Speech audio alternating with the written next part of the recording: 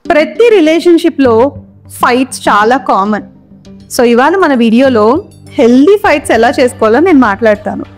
ఏంటండి అసలు ఫైట్స్ చేసుకోకూడదని మాట్లాడాలి కానీ మీరు ఫైటింగ్ హెల్దీగా ఎలా చేసుకోవాలో చెప్తారంటున్నారా? ఫైట్స్ ఎలాగో అన్అవాయిడబుల్ కదా, కపుల్ అంటే ఫైట్స్ ఉంటాయి. సో టాక్సిక్ ఫైట్స్ కంటే హెల్దీ ఫైట్స్ ఎలాగో మాట్లాడుకుందాం. So healthy fights versus toxic fights. Healthy fights ఎలా చేసుకోవాలంటే put your perspective rather than blaming the other person. Second important point, communicate to the other person rather than attacking the other person. అంటే putting your perspective అంటే మీరు ఏం చేయాలి, నువ్వు ఇలా చేసినందుకు నాకు ఇలా అనిపిస్తుందని చెప్పాలి.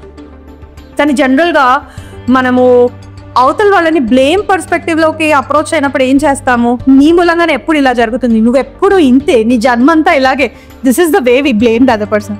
దాని మూలంగా గొడవ అవుతుంది తప్పితే మనం చెప్పాలనుకున్న పర్స్పెక్టివ్ వెళ్ళదు. అటాకింగ్లో కూడా ఏం చేస్తాము, ఇదే విధంగా మనం అప్రోచ్ ఉంటుంది. కాబట్టి మనం కమ్యూనికేట్ చేయాలి, మనం అనుకునేది వాళ్ళకి తెలియాలి, మన బాధ తెలియాలి, అంతేకాని వాళ్ళని అటాక్ చేయడం మన ఉద్దేశం అవ్వకూడదు. Third important point, always fight purpose ఏంటి, విన్నవడమా లేకపోతే మన బాధ వాళ్ళకి తెలియజేయడమా కదా? So now you decide healthy fight ఎలా ఉంటుంది, టాక్సిక్ ఫైట్ ఎలా ఉంటుంది.